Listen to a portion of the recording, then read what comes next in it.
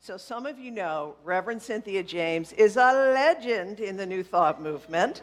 She was an integral part of the Mile High Church ministry for many years, and then she took her multifaceted ministry out and global. So she is a transformational spiritual leader. She's a TEDx speaker. She's a renowned coach specializing in emotional integration, women's empowerment, spiritual travel, and more.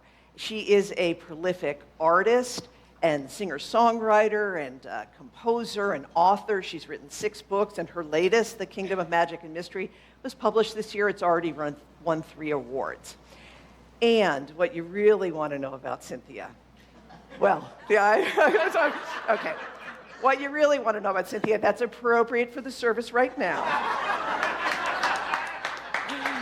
is that she has guided thousands and thousands of people across the globe, including me and many who are here, in healing work that has a depth that is sustainable.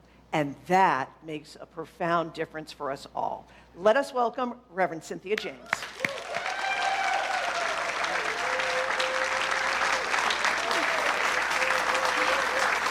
Thank you. Thank you, Karen. Riley, I just want you to know I'm still vibrating from Invincible. Hello.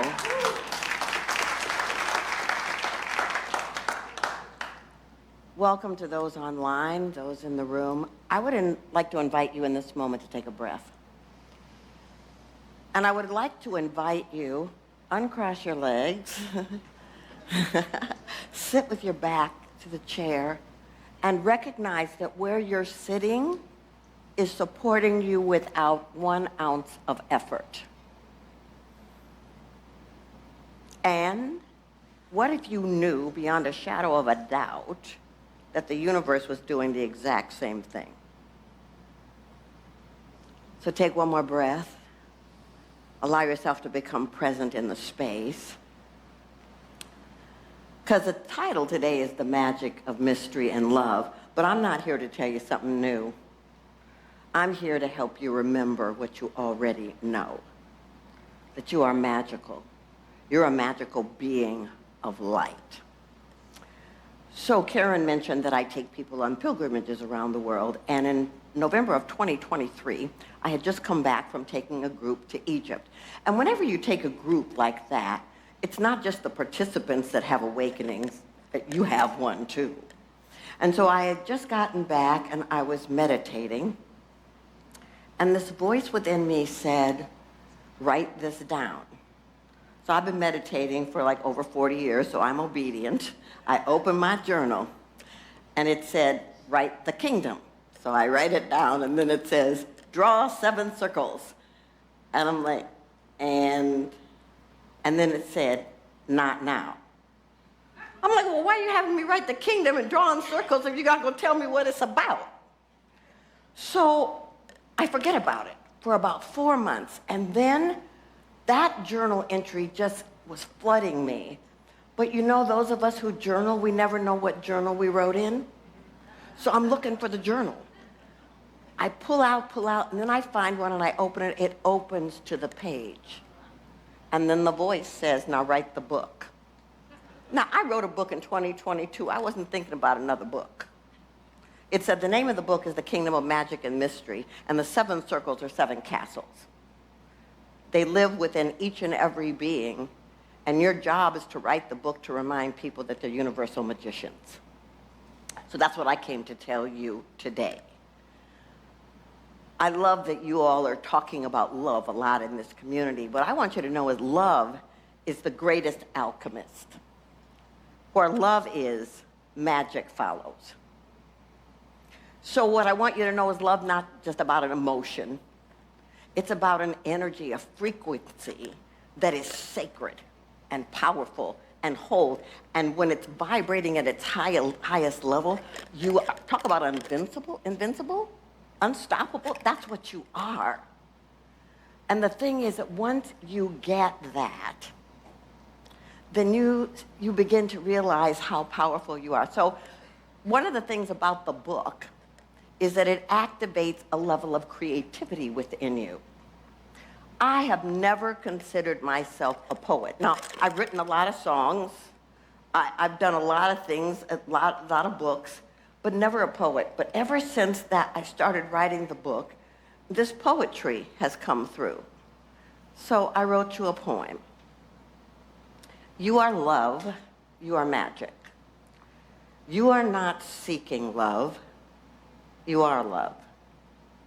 The breath, the spark, the ancient fire that moves the tides and lifts the sun, it's in you. You are not chasing magic, you are magic. The whispers between worlds, the shimmer in a child's eye, the wild wonder that makes flowers bloom in the dark, that's you. So when the world forgets and when fear speaks louder than truth, please remember this. You are not separate from the sacred. You are the spell. You are the light. You are the alchemy the world has been waiting for. So love is about transformation. And it doesn't matter where you come from. It doesn't matter what you've experienced. The moment you can stand in the frequency of love, everything changes. I know this to be true because where I came from. I grew up in a family, dysfunction is a good word, alcoholic father, stepfather was a wife beater, a pedophile, lineage of violence. And so I began to equate love with chaos and dysfunction. And you know, when you're in that kind of thing, you're always saying to the universe, when I grow up, I'm not going to have that in my life. But then you're a mirror, right? So what happens? You go out and find the very thing you're not going to have because it's all about learning and growing and healing. So I kissed a lot of frogs I thought were princes. I kept thinking that there was somebody that was going to love me enough to save me, to honor me, to lift me. It never dawned on me that I was already it. But you know, there's a lot of angels on the planet. They come as teachers, they come as healers, they come as transformational agents, they come as artists. And what I finally began to see, because I'm a seeker, is that I've always been love. I've always been the expression of love made manifest. So what if you knew that? What if you knew that you never had to seek love ever because you were it? That you never had to take crap from anybody, that's a spiritual term. You never had to do that because you deserve the high frequency of love in and as your life. So here's something to reflect on. What would your life be if you knew that love was the most transformative tool that you had? How would you be showing up in the world? Who would you have in your life? How would you be expressing? What I believe is the second thing I want to tell you is that you would be connected. Because love is a portal of connection to yourself, to others, but most importantly to the divine. That you are a place, love shows you that it supersedes trauma, abuse. It severs that whole belief in separation. It tells you how incredible you are and how necessary that the universe loved you so much, it breathed its life into you with your gifts, your talents, your power, your light to come on the planet at this time. Did you know you were essential? Hello? And the church said amen. So, this is what I want to tell you. The interesting thing about love is it shows up in unexpected ways. And it doesn't always show up to comfort you. Sometimes it shows up in that person you divorced. Sometimes it shows up in that parent that you were like, this was a mistake. How did I get here with them? So I coach people. And there was a man that came to me, and he was so disconnected. So much so that he couldn't close his eyes to do a spiritual practice because he had been in an abusive cult. So closing his eyes, he would just go right back into that traumatic space. And so we worked a lot on just opening him to safety. His house was an example of where he lived. He was hoarding, just enough to be able to move from space to space, but he was collecting stuff as a protection, really. So we started working. He was also a musician. And that was the only place he felt safe, when he was in a place where he was playing music. Now, this is how love works, though. It's unexpected. So he was at some center, and he was playing, and this rabbi heard him play. And the rabbi was a chaplain at this hospital and said, I would love for you to come and play music in the hospice area where people are making their transition, where music is a healing salve. So he said, okay, even though there was a little bit of trepidation.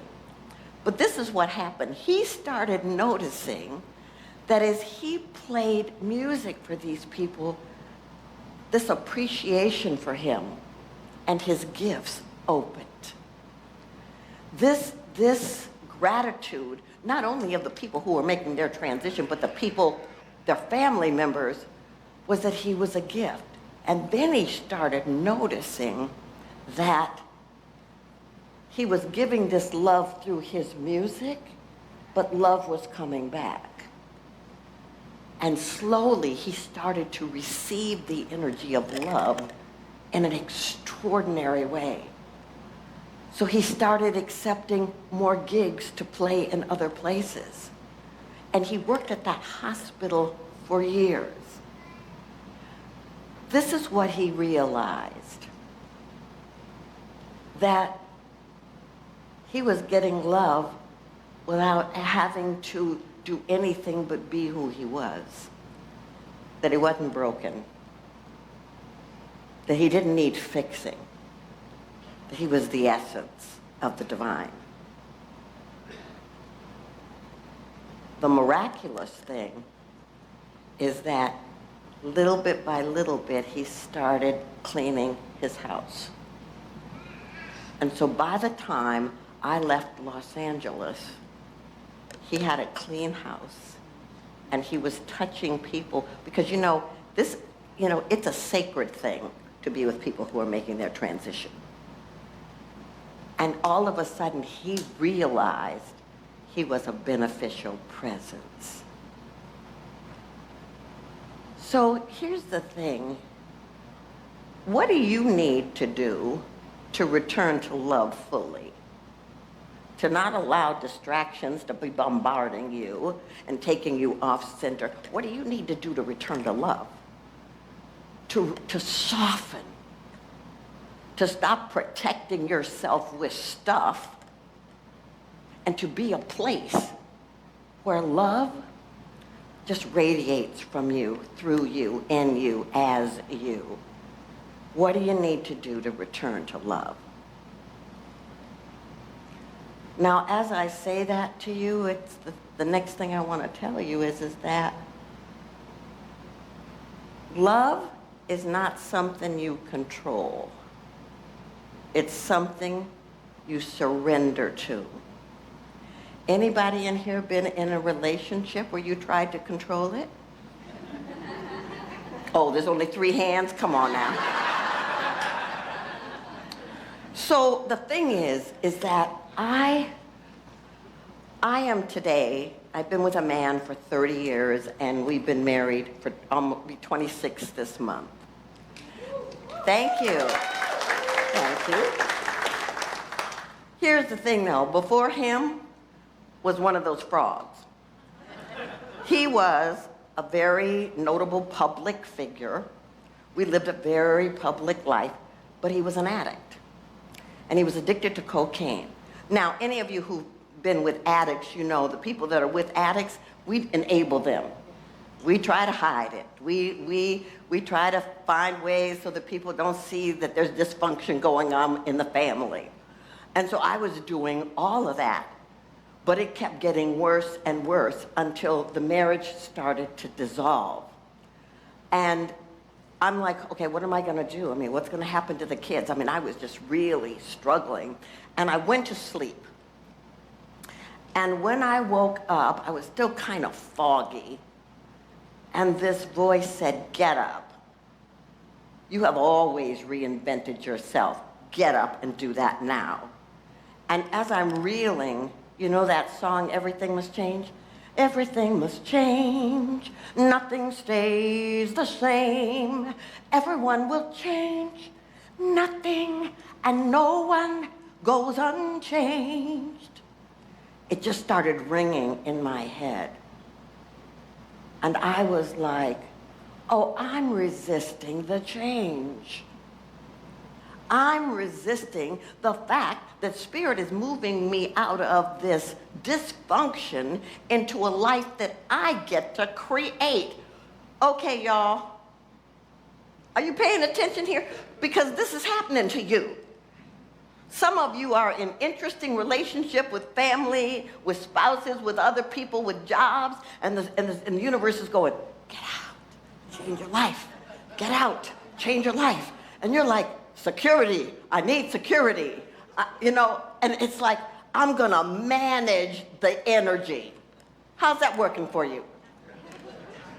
It's like you're not managing it, it's managing you.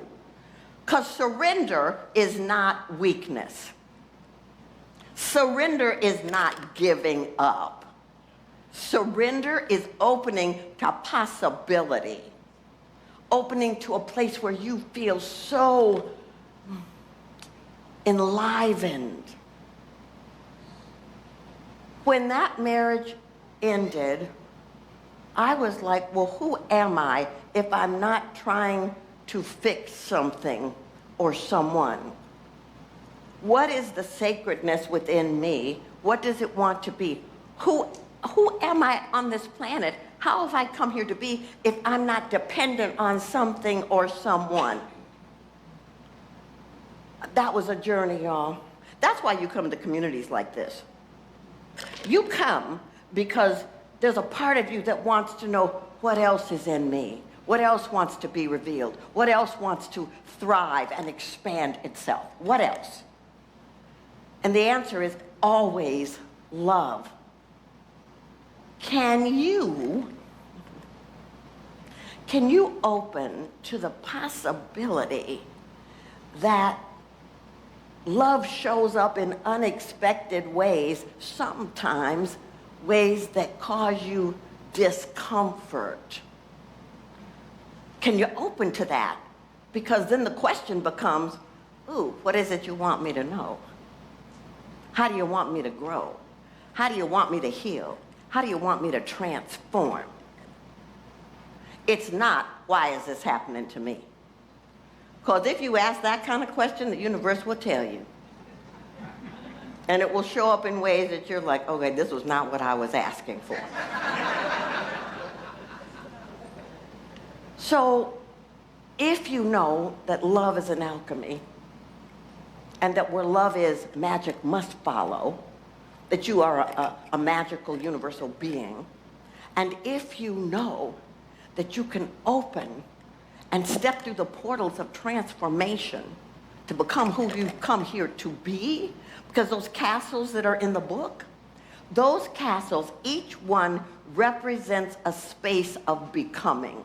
There's the castle of magic, the castle of art, the castle of design, the castle of dance, the castle of relationships, the castle of water, the castle of animals.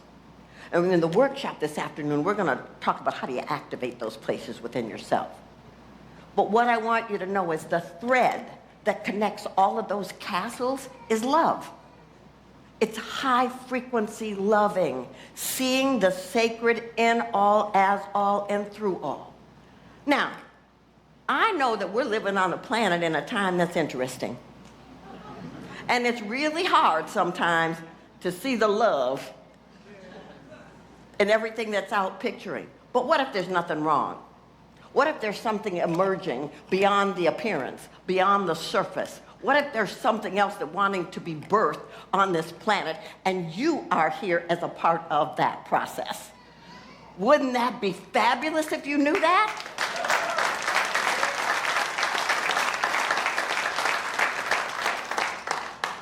So I wrote you something else. I'm going to read it to you first, and then I'm going to ask you to repeat after me. And I want you to take it in so that as you're speaking it, as I'm reading it to you, it's filling your body. Love within me rise and shine. Magic flow through heart and mind. Open hands I now receive. In love and magic I believe. So repeat after me. Love within me rise and shine. Love within me rise and shine. Magic flows through heart and mind.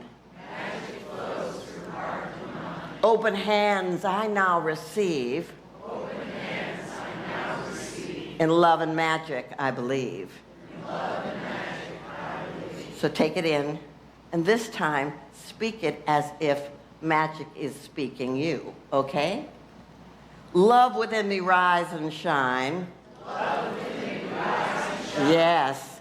Magic flow through heart and mind. Magic flow through heart and mind. Open hands I now receive. Open hands I now receive. In love and magic I believe. In love and magic I believe. Take that in. And begin to breathe in. There's things going on in your life that may feel challenging in this moment. It may be from the past. It may be something in your family. It may be something in your job.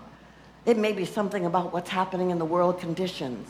But whatever it is, don't run from it. Don't fight it. Just let it come up. What is it that wants to be transformed in your consciousness? What is it that wants to be healed? What is it that's here not to support your comfort, but to allow you to see beyond the circumstances? And as you breathe that in, then just say to yourself, I am a universal magician. I am a healer. I am a teacher. I am here as the presence of sacred love. Breathe it in. And now I just want you to think about one thing you can do today as an act of love. It could be a love tap as a text. It could be an email. It could be a call to someone you haven't spoken to in a while. But what can you do, one little thing today, to bring more love? Maybe it's smiling at a child. This morning, mine was playing with a dog as we got on the elevator. What can you do? And think about it. If everybody in this room and everybody who's online was acting out of love, even just one thing, you imagine how many people we'd touch? How many people would be uplifted and nurtured just because we decided to bring love? So from that place, I want you to please move in with me in prayer. And give thanks that in this moment, the only moment that we have, love is present. Love is available. And it is expressing as each and every one of us. How wonderful to remember that we are sparks of the divine. That we are manifestations of magic put on this planet at this moment to be of benefit for the world, for the planet itself, for the ecosystems, for the water worlds, the plant worlds, for every man, every woman, every child, especially those that are suffering. They may not be able to hear us in this moment, but we can transmit love and light, and their souls can feel it, that they're not alone, that they're held, that they're loved, that they're seen, that they're supported. And so as we are transmitting across the planet, we go back in to love ourselves, to give thanks for our gifts and our talents and even our character flaws. We just give thanks. Because as we see God in ourselves, as we see love within ourselves, it's easier to see it. Because what if everybody on this planet has come here to learn a lesson, to grow, to heal, to transform? What if that were true? I give thanks for this beautiful New Vision Center community, a place with high intentionality and high frequency, inviting people to be healed, to be loved, to be seen, to be included. And so in this moment, I give thanks that whatever in this moment needs to be transformed within us, we place it on the altar of light, to ascend into the infinite presence of the divine, to trust the glorious life that we are living.